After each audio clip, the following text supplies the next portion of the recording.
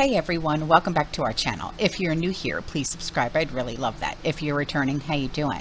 What we're going to be talking about today is what people are seeing and experiencing in everyday life when it comes to being of the prepared mind. I get sent pictures and videos and emails, and if you would like to do so, my email's in the description box below.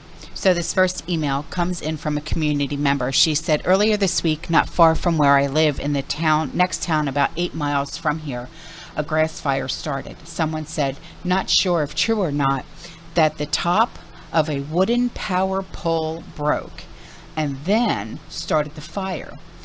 We were without power from 7:38 p.m. until about 1 or 2 a.m. Here's what the text says after I signed up for alerts. We are about to have a week of triples as of 110 out here. Yeah. Today is supposed to be about 116 here today. Yeah, it's terrible. This is what their website says for examples of reasons to have power outages. Nothing new here. Last year, it was always an animal or a bird that caused the outages. We have had a bird or an animal in the winter cause power outages before several years ago. So this is what the wildfire safety precautions says. Pacific Power is taking additional safety precautions to protect against wildfires. Pacific Power's team of meteorologists consistently monitors weather and fire conditions around the company's service area throughout the year. The team provides regular wildfire briefings to share the most up-to-date weather data with the company's operational teams, who then make adjustments to the electrical system based on the expected conditions. Accordingly, when the risk of wildfire is elevated, the company may place some of its system equipment on more sensitive settings to mitigate the risk of igniting a fire if a power line is contacted. These settings result in lines being de-energized more rapidly when there is a fault, which is commonly caused by animals, birds, or airborne debris coming into contact with our equipment. When these settings are in place, there is an increased potential for outages. Moreover, customers may experience longer than typical outages as our field crews work to patrol the lines before restoring power. We appreciate your patience during such outages, as we all strive to promote safety and reduce the risk of wildfire. Now I'm going to read you what the text message said, and then I'll put the text message up for you. It said, wildfire advisory from Pacific Power. Due to increased wildfire risk, electrical equipment in your area has been placed on a more sensitive settings to reduce the risk of wildfire ignition. Customers may experience more frequent power outages as a result. So here is the text message, and she was sent this at 4:04 p.m.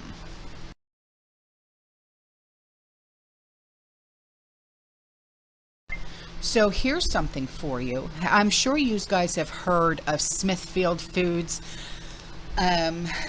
They do like bacon and ham and pork products and stuff, right? And I know that they're owned by China. I know. But the world's largest pork processor, Smithfield Foods, is closing 35 hog farms. And according to the state's Worker Adjustment and Retaining Notification Act data, the sites slated for shutdowns include 13 in Newtown, 12 in Lucerne, Lucerne, and 10 in Princeton. Another 92 employees will be laid off in October. Smithfield is owned by Hong Kong's WH Group. This U.S. meat industry has struggled to afford higher feed and labor costs, while Americans grapple with escalating food prices, decreasing demand for pork and poultry. Tyson Foods also announced the closure of 4 more chicken plants in Arkansas, Indiana, and Missouri. We talked about that the other day, if you remember. And the company is cutting nearly 3,000 jobs. So more people are going to be out of work with more plants being shut down. Crazy. All right, I hope you guys are ready to be inspired and have a light lit underneath your tuchus, because once again, a community member has sent in amazing pictures And she said, another day of being a busy bee. Got my Azure order at 8:15 a.m. Off to Big Lots. Got Ritz crackers reduced at $1 a box. Fit Gatorade 89 cents. The normal is $2 plus. All I had gotten was reduced. Just expired in June, but I've always bought reduced foods of all types. Me too. I'm the same way. I go right for the clearance section, especially when I go to Big Lots. I'm the same way. I don't buy anything of regular price at Big Lots. She said, mama of 5 grown sons. I only have 1 grown son, but I also have a daughter-in-law and 2 grandchildren and my niece and nephew. Believe me, I know what empty bellies sound like. She said, delivered 5 dozen hen eggs and a dozen ducks to my friends. Came home, put all up, and then started on free potatoes, 7 quarts in the canner I got before I went to Ohio to harvest my sister's, which she too gave me more. Whoa, hers are curing in the curing in the basement. Made a turkey cornbread casserole for supper and turkey salad sandwiches. God bless and stay inspired. Thank you. You stay inspired as well. Here's those awesome pictures.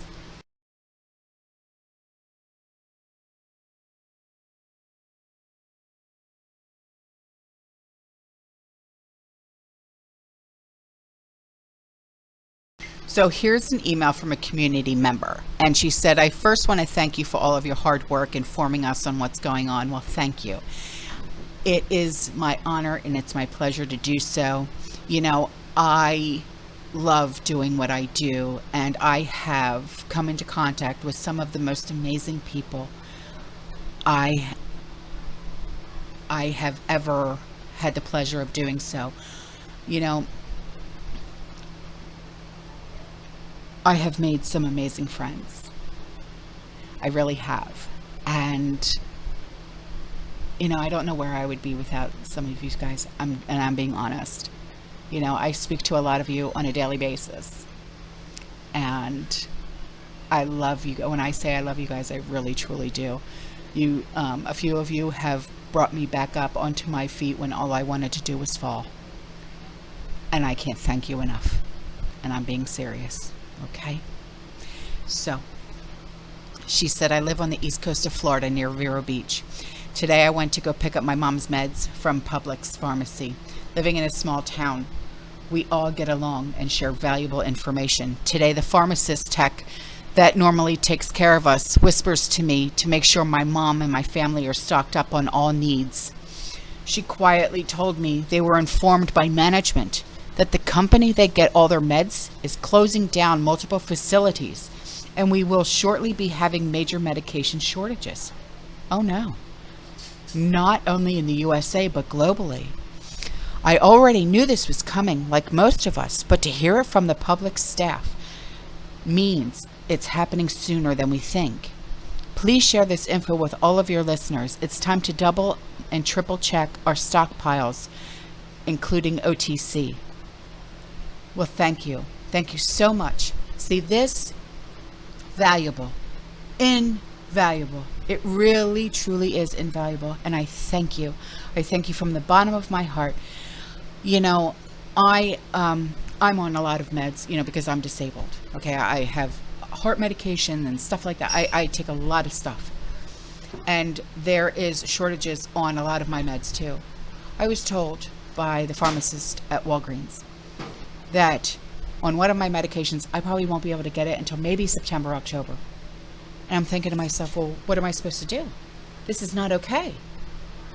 But it's our current reality. And there's nothing that we can do, unfortunately. Yeah. And before I go, this was brought to my attention by a community member. And she was on another channel called Tommy Bites TV Homestead. And she was in the comment section. And she sent me this comment because she wanted our community to be aware of this. And the comment said, I renewed my passport last Friday here in Mexico, and they are taking biometrics. I asked the government personnel to where that info will be going, where it's going to end up. They kindly said these biometrics are going to end up in a worldwide database. If you are here or outside and something happens to you, the local authorities will know who you are. And I replied, so the physical passport is only a mere useless protocol? And they said yes. This is a world situation. They are pushing us to the electronic digital world, and there is no escape. So